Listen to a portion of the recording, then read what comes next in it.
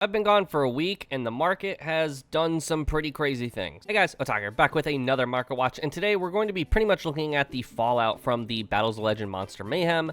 Monster Mayhem wasn't particularly a super impactful meta set. Really, just the only things noteworthy were like the Orcus cards, because Orcus is such a popular deck that even if it's not that great of support, which it kind of actually is, the fan base of the deck would pretty much just force it into the format some way or another. But it is, for the most part, a actually respectable deck. Before we do jump on into the Market Watch, though, I have noticed that a great deal of you that are watching my video right now are not currently subscribed to the channel. So if you like competitive-based content, market watches, and in-depth guides, consider subscribing for more. But also leave a like on this video and comment down below what cards I should talk about in next week's Market Watch. And if you would like to further support the channel, consider joining my community Discord, following me over on Twitch, or using my TCG affiliate link or my Dueling Guard affiliate link. All links will be down in the description down below. Alright, so the first card we are going to talk about is a card that is tanking in price, and I don't think it's really necessary to be tanking in price just yet. And that card is 7th Tachyon in Maze of Masters. This card has been running amok in the format ever since the release of Maze of Masters because it has been used in the best deck in the format, which is Ryzeal Fiendsmith or Ryzeal Mitsurugi, yada yada yada. And because it was just recently released within like the last couple months, this card is definitely not going to be seeing any reprints in the near future for a Megaton of any sort. So this card was like ranging at like $60-$70 on release. It's down to like $25-$27-ish dollars. That's not that bad. But the reason I don't think this is necessarily justified, despite the fact that it is not seeing a whole lot of meta play here real soon, is just because like there's no reprint in the near future, but also it's just a generically good card for Xyz focused decks, and we do have a couple of those coming up soon. Vanquish Soul Canine is not like a super Xyz centered deck, but also Vanquish Soul doesn't ever really need to go into the extra deck minus like the Rock of the Vanquisher, and Canine is only Xyz monsters, so like I could make an argument that maybe 7th Tachyon gets played in that, but also it's just, again, it's a generically good card for essentially like nothing other than getting locked into Xyz monsters. Now, the reason I think a lot of people are kind of trying to sell out now and just like the card is tanking in price is because we are theoretically, no confirmation obviously, but theoretically we are on the cusp of another Forbidden and Limited list here real soon for most likely Worlds. We probably won't get one before Nats, but we will definitely get one before Worlds. And people are projecting Ryzeal and Malice are going to be getting the backhand so we can make room for Yummy, K9, and Draco Tail. Again, I think this card is a generically good card that will be good and see play in many decks all the way up until its reprint, where at that point, yes, it will tank in price. But it will see less play, so I think a little bit of a tank in price, but I think this is crazy. That being said, capitalize on it while you can, because if this card spikes in price again, because say maybe Ryzeal doesn't get hit on the ban list for whatever reason, then 7th Tachyon is a card that maybe you're going to want to pick up. But this is a card, again, I think if you want to pick it up, or it's a card that maybe you should pick up, now is the time. It is at a pretty fair price, to say the least. Next, we are going to be talking about runic cards, mainly the reason that we should be talking about runic cards. So for those who were here on the channel about last week, we had a new archetype revealed to us, which is completely centered around Mystical Space Typhoon, which is known as Magnifistorming, or Magnifistorm. And as I just said, the deck is entirely focused around MST. However, a lot of the effects also focus around just activating quick play spells. And what deck is notorious for doing that other than Runic? The deck is heavily projected to mesh very well with Runic, and the most optimal build is projected to be the Runic build. Runic is a fairly cheap deck, to say the least, because most of the deck is either ultra rare or super rares, or hell, even commons. So the deck is fairly cheap, with most of the high rarity being ultra rare from a Megaton. So we're really only going to be looking at the cards that maybe are high in rarity and cheap in value. Those cards, of course, being Runic Fountain at a collector's rare. This card also has a QCR, which we'll talk about in a minute, which is the reason that the CR is actually fairly cheap. The card is still at semi-limit, so you really only need to pick up 2. So for 2 CR fountains, you're paying like $12, $13. That's actually not terrible. But again, for the QCR, this is a little higher in price. And these cards are not trending upward at the moment. I think like the regular runic cards, the non-high rarity, are trending upwards in terms of pennies, like their penny stocks, but everything else is fairly cheap still. As you can see here, the QCR fountain is getting bought up a little bit. Not bought out, but bought up. And again, this is also fairly cheap. For like 2 fountains, you're looking at like $16. So a little bit more for the QCR. I think the CR looks better, but, you know, to each their own. And then lastly, for Runic cards, Runic Tip, which only has a CR as its highest possible rarity. This one's a little pricier, and it is a 3 of still, because it is still at 3. This is $16 a copy. Phantasm Gaming has 6 copies, so you can pick up 3 for the price of like $42 or $48. That's, again, not terrible. And like I said, if you are planning on playing Magnifistorm, then this is probably an engine at the very least you want to pick up. This is something that is projected to be the most optimal and best build for the deck, is going to be Runic. Obviously, we don't know. It's still a good ways out in Doom of Dimensions. That is a set that is most likely at the end of this year or at the beginning of 2026. Still a good amount of time away, but better pick up your stuff while it's cheap now than when it's expensive down the road. Still on the topic of Magnifistorm, though, MST is getting some huge popularity. This card has 3 rarities I would consider max rarity. One is the QCR, one is the Ghost Gold Rare, and the other one is the Ultimate Rare.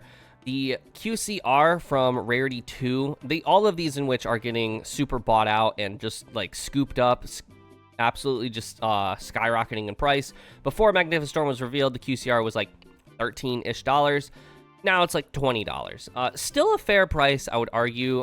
That's $60 for a playset, because Magnifistorm, you're going to want to play all 3. There could be an argument for 2, but you're not playing 1. You're playing at most, or at the bare minimum, 2, but you're probably playing 3. So $60 a playset, that's not terrible. The Ultimate Rare, however, is from Astral Pack 8. The Astral Pack Ultimate Rares are always incredibly expensive these days, and this is no exception. The Ultimate Rare MST, only 21 listings, might add. 1 copy for a light play, $165. That is insane. And as you can see here, again, skyrocketed in price. Before Magnifistorm, this was still about a $100 card, but it has almost just increased by like 50%, which is crazy. And again, it only gets higher and higher the more you scroll down, because it is just such low listings. It's an Astral Pack Ultimate Rare. Thankfully, the cheapest option, or close to the cheapest option, because I think this is competing for the QCR, is the Ghost Rare Gold Series Mystical Space Typhoon. Again, also getting scooped up. This is about $30. So the MST QCR is actually better in price in terms of budget. In my opinion, this is the one that looks the best. I'm not a big fan of Gold Series cards. However, Gold Series Gold Rares don't look terrible. I think they were pretty fair in terms of like printing, but MST is no exception. This is the one that I will probably be picking up whenever I have the money to do so. Magnifistorm is a deck that definitely intrigues me, and it's a deck I'm going to be probably playing when it does come out. So MST Ghost Rare, Gold Rare is probably something I will be picking up here in the near future, and I recommend, if you want to play max rarity, either this or the QCR is your best bet. But MST is a card that's been around since almost day 1 of Yu-Gi-Oh! It has 1,000 different rarities. I think there was like 9 pages of MST, because it got a common rare printing in every single structure and starter deck for like 10 years straight. So there are plenty of budget options for this card if you don't want to buy max rarity. There's, I believe, even like super rares, ultra rares, and secret rares. So there's plenty of rarities to choose from. And then the last card to talk about when it comes to Magnifistorm is going to be Noble Knight's Shield Bearer. This card's skyrocketing in price. It has 1 printing from Brothers of Legend, the set that's been out for a good while now. And for those who don't know what this card does, if this card is normal special summon, you can banish 1 light monster from your graveyard, draw 1 card. You can banish this card from your hand or field, add 1 level 6 or lower wind beast monster from deck to hand. The reason this is good is because one of the Magnifistorm monsters is a level 4 wind beast monster, and it's the starter. I don't remember all of their names. So this basically is just a free search to your starters, so that way you can increase the odds of seeing the cards you need to get to. I don't know how I feel about this, but I could see this being like a one-of, just to increase your odds again of seeing your starters. Because you don't have to summon this. You can just banish it straight from your hand to search the guy. So I guess that makes sense. But even so, this is penny stocks. This has 115 listings. It is currently 20 cents. But I mean, as you can see, it is definitely jumping in the price. Everyone has been pretty much just like saying this is like cheap as hell, and it's going up. So if you have a large quantity of these cards, or of this card specifically, now might be the time to sell it for like some small profit. That being said, if you at any point opened Brothers of Legend, you probably have this sitting somewhere in your bulk. I know I do, so I already have my play set in case, you know, this does end up seeing play in the deck. In my brief absence of making content because I had some at-home life stuff going on, we had a new OTS pack and Monsters Mayhem release. So we're going to talk about the OTS pack first. This was a pretty bad OTS pack. I think a lot of people are in agreement with that. When it comes to the super rares and the commons, there's nothing really to ride home about, and the ultimate rares are also kind of underwhelming, to say the least. We already knew about the Blue Eyes, but the other two ultimate rares is Azamina Sylvia and Chamber Dragon Maid. Azamina Sylvia is cool, but like really late. Azamina is kind of making its way out the meta door, whereas like you see it played in some like offshoot rogue decks, but like it's not really seeing a mass quantity of play. This would have been huge pricing in Snake Eye format, but too little too late. This card obviously only has 9 listings. The OTS did just come out, so the population of listings is not massive at the moment, but even so, with only 9 listings, this is like a $29, $30 card. This is not that expensive. And as we all know, with OTS packs and the ultimate rares, typically the printing is not that great. Typically the ultimate rare pattern on the picture is like not doing like the swirl or whatever it's supposed to have on the card, or like only half of it has it. Like it's never the greatest in terms of quality. That being said, the Blue Eyes White Dragon ultimate rare is a completely different story. I already kind of expected this, and I'm sure many of you that are watching this video also expect this, but the Blue Eyes White Dragon is such a iconic staple of Yu-Gi-Oh! It is currently a meta deck in the format. This card has had, in of itself, 1,000 different printings, 1,000 different artworks, 1,000 different rarities, and every time this card gets a high rarity, it's usually fairly expensive of some kind. And because Blue Eyes is a current like meta deck, that's also making the price of these high rarities skyrocket. So it has QCRs, it has ghost rares, it has its own ultimate rares of different arts. However, this is the ultimate rare of the OG art from starter deck Kaiba, and that's typically the one that people like over the rest. But again, this also only has 6 listings, but even so, almost $200 for this card. And then Chamber Dragon Maid is similar to Sylvia. It is 9 listings and it's like $21. This Dragon Maid, even though it got support in the most recent Monster Mayhem, which we'll be talking about in a minute, Dragon Maid I don't foresee is going to make a meta impact in the format. And also on top of that, this is just a little side note, the main reason I haven't made a meta tier list for Monster Mayhem is because aside from like Orcus, I don't foresee any of the decks making a huge impact. Like Punk Fiendsmith will probably be like a decent like tier 2 deck, but overall it's not making a huge meta difference. And also we don't have like a lot of more events going on in the current format before Nats and before Worlds. Like we have obviously like a couple more regionals and stuff, but the tier lists are typically meant for like people who go to regionals or higher. And you know, if you're going to Nats, you already pretty much know the format. So we probably won't be seeing a tier list until the release of the Duelist Advance. But back to the Market Watch. Again, Chamber Dragon Maid, OTS, Ulti, not that expensive. And I believe Chamber is what, a 2 of in the deck, maybe a 3 of. I don't know. I'm not familiar with Dragon Maid, but I mean, this is fairly cheap. I would not be surprised if this is pretty much where it plateaus. But again, if you pay $5-10 for entry at your OTS and you pull that Blue Eyes, woo, you're rolling in it. All I'm saying is sell it immediately, because the moment Blue Eyes becomes a little more less relevant in the format, it won't tank in price, because again, Blue Eyes is iconic. Nostalgia collectors and stuff will keep the price pretty high. But, you know, you could be making $50 more now rather than later. So maybe, you know, sell it now if you pull it already. All right, let's talk Monster Mayhem, seeing as that's probably the title of the video. Monster Mayhem, we're really only looking at Starlights. We don't really care about everything else. Everything else is actually pretty cheap from what I looked at. Like, almost everything in the set is fairly cheap, and we're going to talk about a couple of the cards that are, like, not cheap, but also not expensive, per se. But let's look at the Starlights first. So, obviously, every Ultra Rare has the opportunity to be a secret in the, or sorry, a Starlight in the set, but the entire set is Ultra Rare or higher, so, like, not everything got the Starlight Rare. The Chibis are surprisingly cheap. I was actually expecting the Chibis to be expensive in some capacity because they, I believe they're only Starlights in this set, but also they're Chibis. Like, they're kind of like collector artworks that you can obviously play. And I was expecting the Junk Warrior to be expensive, seeing as we have the Yusei structure deck confirmed, and we already saw the Junk Warrior Starlight of the same art, but not Chibi, skyrocket in price. I believe we talked about it in the last Market Watch, but hey, whatever, I guess. Necroquip, the Starlight for that, it's going to take a second for me not to say QCR anymore, but the Necroquip Starlight, $65, $70, that's pretty fair as well, especially since Fiendsmith is still not getting the axe and Necroquip is still relevant for Fiendsmith. Lurie at $40, again, for Fiendsmith shenanigans.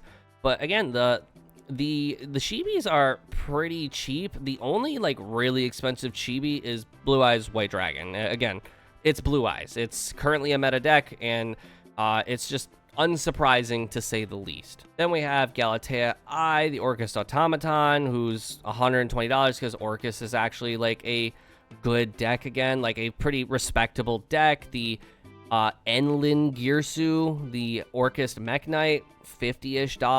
The Punk Rising Scale, $75. King of Feral Imps, surprisingly, I actually expected this because King was a common up to this point. I expected the Ultra to be cheap because you know, there's a Starlight Rare.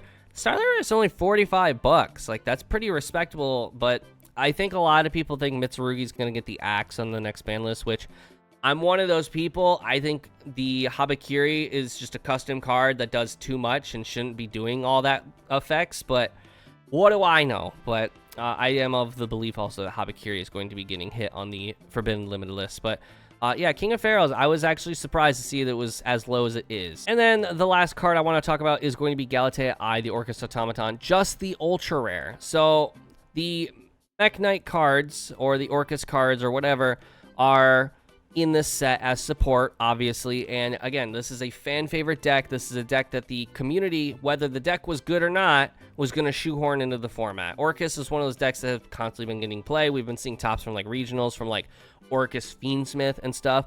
So again, not surprised that this is going up in price. And yeah, $18, $20 for one copy of this. I do believe it is only a one of, so there's that.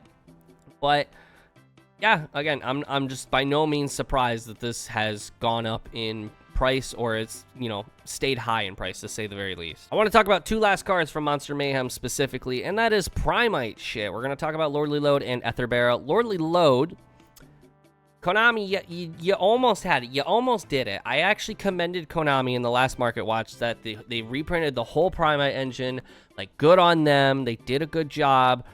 And then they disappointed all of us. So Lordly Load was actually about $10 on immediate release of this set. And then it skyrocketed in price because everyone realized this card is short printed to hell. This card is being reported to be only 1 to 2 copies a case, which is insane. And because of that, the card maintained its $30 price tag. It could possibly go up or creep up a little bit more, but yeah, because of the short print, this card is seeing pretty much no decrease in price. So if you still have this card, you know, sell it, or, you know, if you're playing it, then you'll hang on to it. Ether Barrel, on the other hand, Ether Barrel is down to about $10, $11, depending on which set you get it from, Monster Mayhem or the Supreme Darkness.